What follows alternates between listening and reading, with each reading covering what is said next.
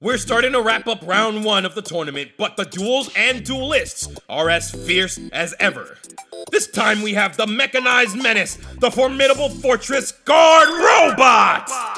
On the other side of the field, we have the orphaned avenger, the incarnation of Joan of Arc, Sherry LeBlanc of the LeBlanc estate. This will be another battle of an offensive deck versus a defensive one.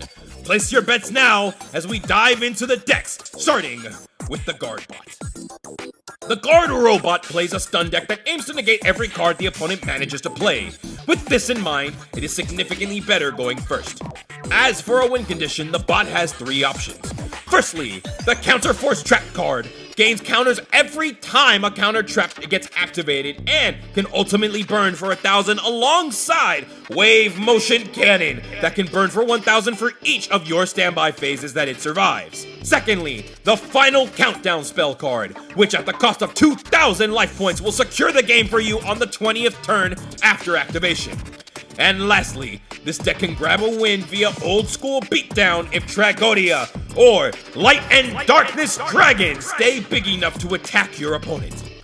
These strategies are made difficult with a 50-card deck size and 0 search or draw power, but a good starting hand can shut down the entire duel. This only becomes more true with the addition of the biggest threats of the modern game in the side deck. One of each of the 6 hand trap girls to stop any and every strategy this deck could meet in the tournament. Metaverse and Terraforming to search or activate the Mystic Mind card to turn off all of your opponent's strategies single-handedly. And the Mirror Force trap cards to punish your opponent for ever daring to enter battle. The nuances of this deck are unbelievable on paper. But let's see what Sherry has working for herself. Sherry LeBlanc plays her own unique variant of the Noble Knights deck, the Round Table Knights and their Kingdom of Warriors who prefer to go into battle with equip spells by their side. The equip cards are not only searchable, but some provide protection or even revival abilities. She also plays a lineup of punishing trap cards such as Flor de Vertige, which can banish a card on the field, Chain Close, which can turn off spells and traps for the turn, and Liberty at Last, which can wipe monsters from the field. The potentially most dangerous card in Sherry's deck, however, is Z1, a card that, upon being destroyed, can copy any spell or trap from her hand, deck, or grave, with the added effect that it cannot be destroyed by card effects. Her side deck leans into the Floor Mini archetype of her deck, improving both her synchro and card destruction strategies. But 2 cards stick out more than any other. Pennant of Revolution, which can protect itself, let synchro monsters auto-win a battle, and recycle her Liberty at Last, and the era-defining Baron de Fleur, with a once-per-turn destruction effect, an Omni-Negate, and recycling abilities. It looks like this duel might be a lot more even than we thought, but there's only one way to find out. Ready, set, duel! Round 1 between the guard bot and Sherry LeBlanc, and we're due for a long one with this stun deck that the guard bot is playing. He's going to be starting the duel with the Level Limit Area B continuous spell card. So while it's face up on the field, all monsters that are level 4 or higher get changed to defense position, including the Denko Sekka that guard bot then summons. And while Denko Sekka is on the field, no players can set spell or trap cards or activate spells or traps that are already set on the field, while guard bot doesn't have any set spell or traps on their side of the field. For Sherry's turn though, since that's going to be everything, she's going to activate the École des Zones field spell card. With École des Zones, whenever a player summons exactly 1 monster, you destroy it and replace it with a masked token, a dark spellcaster monster with the exact same attack and defense points as whatever it's replacing. However, these masked tokens are not allowed to attack you directly, and if École des Zones ever leaves the field, so do all of the tokens. She's gonna play the Noble Knight Kostenin with 1,000 attack and 2,000 defense, which will put a fat defensive body on the masked token, and they're gonna end their turn. This is a smart play on one hand because the masked tokens are level 1, so you get to bypass the level limit Area B. However, the mass token itself isn't very strong, and we're going to see that the guard robot has a second Denko Sekka that they're normal summoning, so now they have a mass token that is stronger than Sherry's, swinging over it for 700 points of damage, and Sherry's going to come back with the Imitation Spell card. By targeting a token that's on the field, Sherry can special summon a mass token with the same level, type, attribute, attack, and defense to the opponent's side of the field, and then inflict damage equal to half of the original token's attack points to the guard robot. In essence, the guard robot now has two monsters that won't be able to damage Sherry directly, and in exchange for the robot taking 850 points of damage. Of course, one token is going to be swapped out for another, not that it matters since it has a 0 stat line anyways, and we see the level 3 Dark Psycho Eye get summoned to Sherry's side of the field, with 400 attack points to its name, swinging over the Imitation token before passing turn.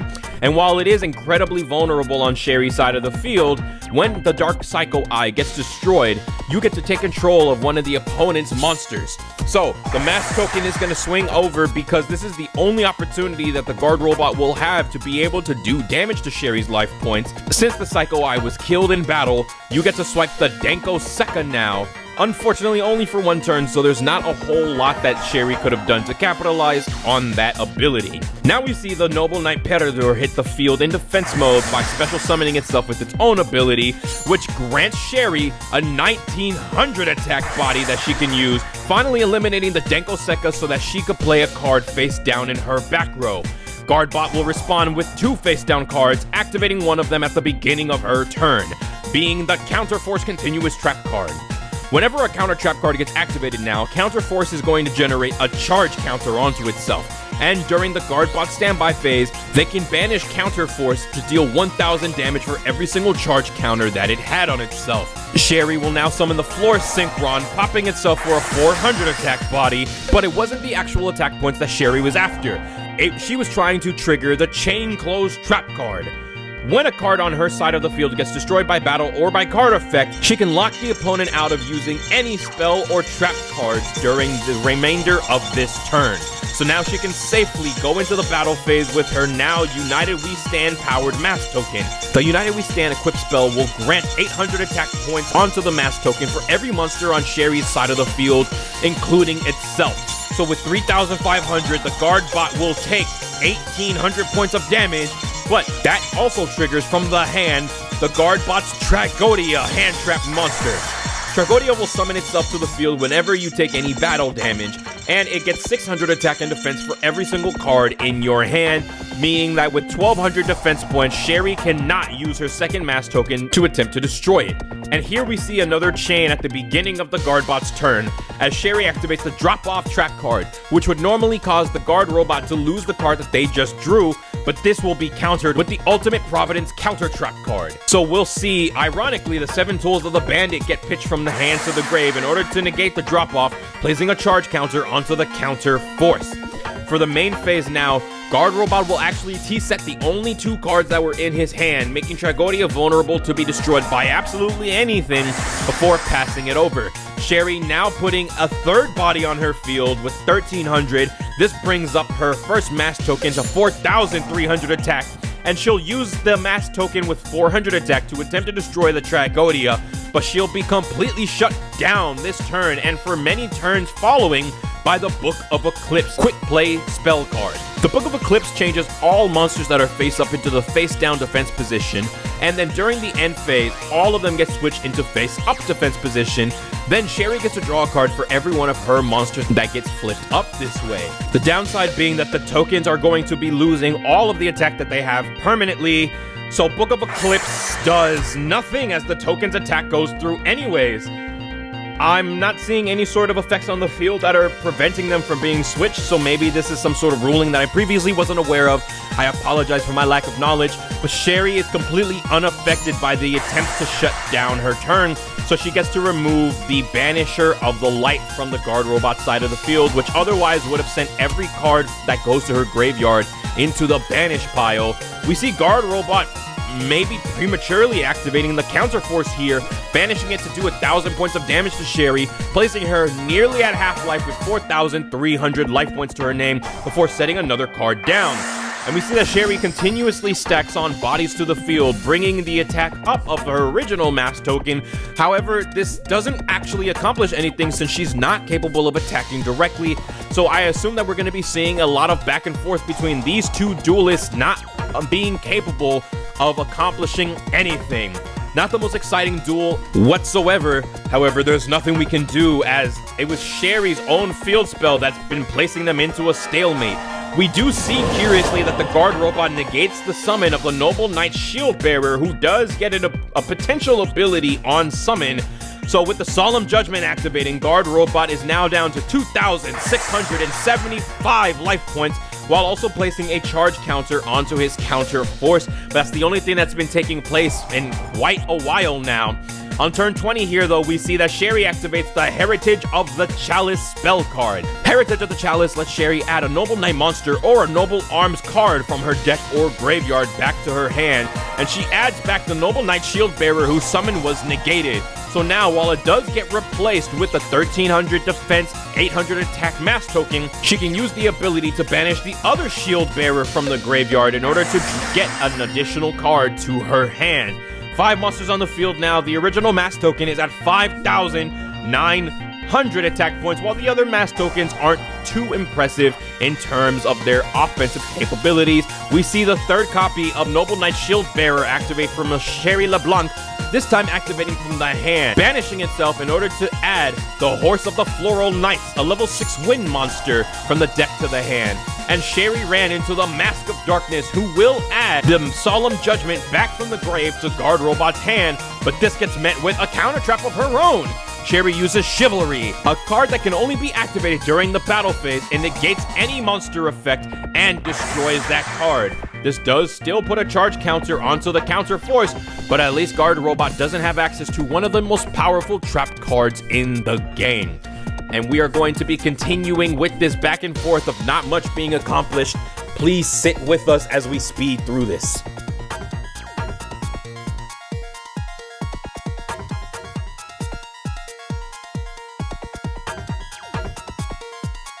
And now this duel has really been placed on a timer, because not only is guard robot slowly but surely placing charge counters onto the counter force card to burn Sherry for the last 4,000 that she has, but guard robot pays an additional 2,000 life points to activate the final countdown.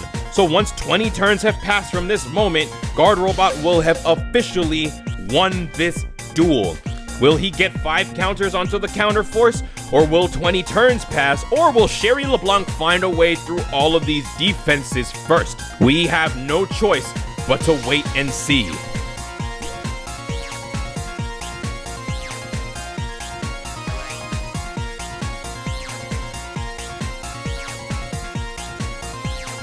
We're coming ridiculously close to the end now on turn 57. Final countdown is about to hit turn 20. Sherry gets the final turn to attempt to do anything at all, and she does activate the Heritage of the Chalice to get another card from her deck to the hand, but unfortunately, there was no way for her to clear past both the level limit Area B and her own Ecolda Zone field spell, so that marks 20, and guard robot wins the first round. I'm sure that must have been an incredibly frustrating way to lose a duel, but Sherry has chosen to go first for the second round, so maybe she can make something happen for herself and prevent putting herself in that position again. She activates the Heritage of the Chalice in order to grab the Noble Knight Shield Bearer, who then uses its own ability to banish itself in order to search for the Horse of the Floral Knights, who will then normal summon itself and use its ability on normal summon to search for the Noble Knight Spear Holder. Horse of the Floral Knights will now use its other ability, allowing Sherry to conduct a fusion summon using the hand and the field. So Horse of the Floral Knights will fuse with Noble Knight Boars for the Centaur Mina with 2,200 attack points. And Centaur Mina on summon is going to summon the level 2 or lower monster from the hand, Noble Knight Spear Holder for Sherry. Spear Holder activates its own ability on summon as well, changing the Centaur Mina into a tuner monster. Sherry sets a card and then activates the ability of Sauge de Fleur, Savage the Floor can target one card and one monster that Sherry controls in order to special summon itself, and then upon its summon, destroy those two cards. So Savage the Floor hits the field, and the face down card as well as the spear holder get sent to the grave, but the face down was zoned. So the Z1 spell card will now activate its ability. Banishing a spell or a trap from anywhere in Sherry's hand, deck, or grave, that card's abilities will now be applied to the duel. So it is as if though she's activated the field spell Soul Binding Gate. Soul Binding Gate does damage to a Soul Binding Gate does 800 damage to a player who summons a monster with less attack than their life points, and then that monster gets destroyed. Guard Robot is going to agitate this though as he bravely activates the final countdown once again, placing himself at 6,000 at the beginning of this duel before setting a monster and two face down cards. One of these was the Counterforce Continuous Trap, but the ability of Centaur Mina allows Sherry LeBlanc to negate one trap card per turn. That trap will now be set back down onto the Guard Robot's field, and now she can continue with the rest of her combo. Summoning out the Noble Knight Spear Holder, triggering the ability of the Soul Binding Gate, while also allowing the Spear Holder to change a monster into a tuner for this turn only. It'll be changing the Savage the Floor into a level 8 tuner before dealing 800 to both duelists. Now the Mina can attack the monster face down, destroying the Denko Sekka, so that Savage the Floor can attack directly for 2,900, leaving Guard Robot at a pathetic 2,300 life points. He has no move that he can go into aside from setting a monster face down, and Sherry is not done summoning monsters, of course, as it is a brand new turn for her. So we see the Mina revive the Spear Holder. We see Peridor sacrificing itself to drop Guard Bot to 1,500. We see the Soul Binding Gate activating, destroying the Spear Holder, dropping Guard Bot to 700. Now a continuous spell card will get activated and then immediately negated by the Magic Drain Counter Trap card. Not that it actually matters though, because there's nothing stopping these French forces as Mina obliterates the face down monster before clearing game easily in the 5th turn of this duel. We go on to round 3. With the first round being an absolute epic, the second round was ridiculously short by comparison, so it's anybody's guess how this third and final game is going to go.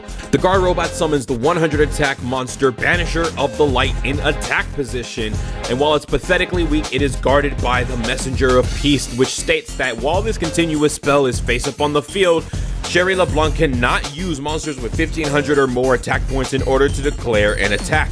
And the Banisher of Light ensures that any cards that would go to Sherry's graveyard would be removed from the game instead.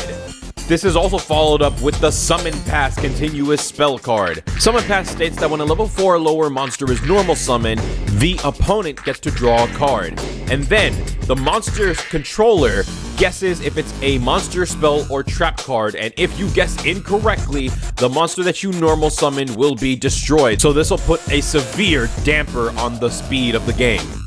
With one other set card accompanying it, it is Sherry's turn now, and she starts by banishing the Noble Knight Shield Bearer from her hand so that she can search for the Horse of the Floral Knights. And we've seen this line of play before, so here comes the Horse of the Floral Knights being normal summoned regardless of the summon path, so that Horse of the Floral Knights can use its ability to grab a light Noble Knight monster from the deck to the hand. We're gonna see, also in response to that effect activating, the Guard Robot activate the Metaverse Trap card in order to either add to the hand or activate a field spell straight from the deck.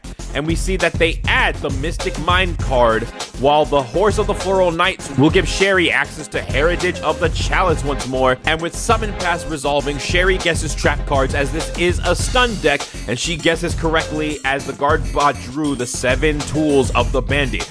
Now, with all of those restrictions out of the way, this 400 attack monster is weak enough to bypass the Messenger of Peace as well, so the Horse of the Floral Knights can swing over Banisher of the Light, and Sherry has full access to her graveyard now, so she can continue with this line of play, using the Horse of the Floral Knights ability to fuse itself with the Noble Knight Spear Holder that was in her hand for the Centaur Mina that completely turned the tables in the last round. Centaur Mina will use its ability to special summon a level 2 or lower monster from the hand or the graveyard, so this time Mina will revive the Spear Holder that was used for the fusion summon. Spear Holder's effect now activates on summon, targeting a monster on the field and making it a tuner monster. So now the level 6 Mina will tune the level 2 Spear Holder for the level 8 Chevalier de Fleur. Sherry's ace monster, 2,700 attack, and once per turn, it can negate a spell or a trap card and then destroy it. It is worth noting, though, that because of the way that spell speeds work, Chevalier cannot respond to counter traps. We also see now, finally, the Heritage of the Chalice activate to search Noble Knight Boars for later on in this duel, and with just the Chevalier on the field, that is going to be the end of Sherry's turn. For Guardbot's turn, they're going to remove Messenger of Peace from the field because they have to pay a 100 life points maintenance cost in order to keep it, and they decide that that is no longer necessary as they have the Mystic Mind field spell card. When Sherry controls more monsters than the Guardbot, Sherry is not allowed to activate monster effects or declare any attacks. If Guardbot controls more monsters than Sherry does, then the opposite is true. And once per turn, during the end phase, Mystic Mind destroys itself if both players have the same number of monsters. But Mystic Mind will get negated and then destroyed by Chevalier de Fleur. But this was to open up way for the level limit Area B, so that while Sherry can use her monster effects, any monster that's level 4 or lower is now forced into defense position, incapable of action anyways. Sherry's turn now, and we see Necro Synchron get normal summon, triggering the summon pass, and Sherry guesses trap card once again. Surprise, surprise, she was correct. But now we get to see the Chevalier de Fleur be tuned by the Necro Synchron for Baron de Fleur. Baron de Fleur has 2,400 defense points, and once per turn, it can destroy any card on the field. As well as one time while it's face up on the field, it can negate any effect during either player's turn, and then destroy the card that it just negated. Since Necro Synchron was sent from the field for a Synchro Summon, we also see its ability activating, special summoning a level 1 plant monster straight out of Sherry's deck. So here is the Necro Fleur in defense mode with 0 points. Baron de Fleur obviously destroys the level limit Area B so that Sherry can now end her turn, but free to attack on the next one. Guardbot sets a card and passes it back to her. Baron de Fleur now will activate its ability, destroying the summon pass, but get met, unfortunately, with the counter trap card, Ultimate Providence. Since Sherry activated a monster effect, Ultimate Providence allows Guardbot to discard a monster card in order to negate that monster effect. So Lock Dragon gets pitched, and the powerful, mighty, era-defining Baron de Fleur is now deceased. But that's not the end of the French forces, though, because the Noble Knight Boars will now hit the field, unfortunately under the ability of Summon Pass, but fortunately, Sherry knows exactly what to call as she calls Trap Card yet again and gets to see that Guardbot has drawn into the Drowning Mirror Force. Since she has a light normal monster on her field, as Boars is not counted as an effect monster unless it has a Noble Arms equip spell on it, Noble Knight Gawain can special summon itself, albeit in defense mode with only 500 defense points. Now Noble Arms Clearance will be activated, equipping itself onto the Noble Knight Boars. Noble Arms Clearance says that it can only be equipped to a warrior monster, and once per turn, Sherry can pay 500 life points in order to allow the equipped monster to attack directly. And Noble Knight's Boars says that while he has an equipped card on him, he becomes a Dark Attribute, who is also level 5, and during the main phase, Sherry can reveal 3 Noble Arm cards from the deck and have the opponent randomly add one to the hand while the rest get sent to the grave. And we see that she chooses the Queen of the Noble Arms along with 2 Noble Arms equipped cards, probably hoping that she gets the monster randomly selected for her, since the Noble Arms can be returned to her with a future strategy, and it looks like she did in fact get the Queen of the Noble Arms from the deck, who will now activate its ability, equipping itself from the hand onto the Noble Knight Boars. While it only provides Boars with a 300 attack boost, since it's treated as a dark attributed monster, if they were to ever battle an opponent's monster, that monster automatically gets destroyed at the start of the damage step, making Boars now a difficult opponent to try to deal with by multiple means. Thankfully for Guardbot, he does have a deck full of trap cards. He sets a card and passes turn, not making any sort of response to the damage he has just suffered. Sherry now will equip onto Boars the Noble Arms Caliburn, allowing her to once per turn gain 500 life points and also giving Boars an additional 500 attack, bringing it up to 2,500 points. She'll set a monster and not do any sort of attacking this turn because she knows that the face-down Drowning Mirror Force will send all of her attack monsters back into the deck when she does declare an attack. She passes her turn, Guardbot sets and passes his turn, and now she chooses to attack directly with the Boars, leaving all of her other monsters in defense mode, and Bot decides to let it go through, even though this means that he is now sitting below half-life with 3,200 to his name. He's going to end his turn yet again with no cards to play, and Boars will test his luck again before being met with the Blazing Mirror Force. Blazing Mirror Force will destroy as many attack position monsters that are on Sherry's side of the field, and then both players will be taking damage equal to half of the combined total of their original attack. Thankfully, Boars' attack points are 1,700 originally, so both duelists won't take nearly as much damage as they potentially could have, but Sherry has a response to this because during the battle phase, she activates from her hand the quick play spell card Book of Moon, placing Boars into the face-down defense position so that since it's not an attack position monster, it will not get destroyed, even though it means sacrificing the 3 Noble Arms cards. That's not as much of a problem though, because the Noble Arms equipped cards have the ability that when they get sent to the graveyard once per turn, you can equip them onto a different Noble Knight that's face up on your field. And she does have the Gawain that she summoned in defense mode much earlier on. So now Gawain, if it were ever to be in attack position, would have 2,400. Now Caliburn's ability activating, gaining 500 more life points to Sherry's total, bringing her up to 9,000, and we see the Queen of Noble Arms allowing itself to be equipped from the graveyard as well. Noble Knight Gawain now switches into attack mode before Sherry ends the turn. Gawain sitting at 2,700, and if Sherry gets yet another face-up Noble Knight monster on the field, it won't even matter if she gets hit with the other Mirror Force because she won't lose her powerful equipped cards. Guardbot, very curiously, with 3,000 points left to his name, activates Final Countdown, paying 2,000 of them away, I guess assuming that he can hold off Sherry for 20 more turns from here.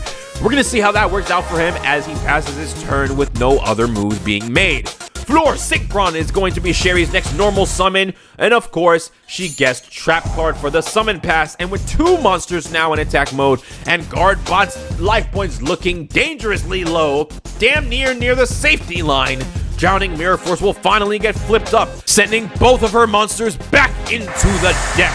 She does not have another face-up Noble Knight at the time of that trap being activated though, but she will be flipping back her Noble Knight Boars so that she can equip it at least with the Queen of the Noble Arms from the graveyard, making it a dark attribute with 2,000 attack points. Guardbot's turn, sets a monster, ends his turn, and activates the face-down trap card Counter Force, which we've seen before, but with 9,000 life, good luck winning with that trap, as Sherry will now set up plays with the Synchro Dilemma, so that she can either pitch a Synchron monster from the hand or field to the grave to summon any monster from the hand, or destroy any card that she controls on her field in order to special summon a Synchron monster with a different level from the hand or the grave. And that destruction effect is important because she does have cards that will require destruction to take place. Synchro Dilemma will destroy her own face-down card in order to special summon from the graveyard the Necro Synchron. And that face-down card was Z1. So Z1 will activate and treat itself as the soul binding gate yet again. That does not bode well for the guard robot, because with only 1,200 life points, it only takes the summon of 2 monsters in order to kill the robot. And speaking of which, we see the flip summon of the Dark Psycho Eye with 400 attack points, so it gets destroyed since 400 is less than Sherry's 9,000, and both duelists burn for 800 2700 before going into the Synchro Summon using Boars, Necrosynchron, and Necroflua for the Chevalier de Fleur, a second copy from the extra deck, serving a noble purpose as Sherry's life points are still higher than the 2700 of this Synchro, triggering the ability of the Soul Binding Gate yet again. And Sherry LeBlanc has won the duel.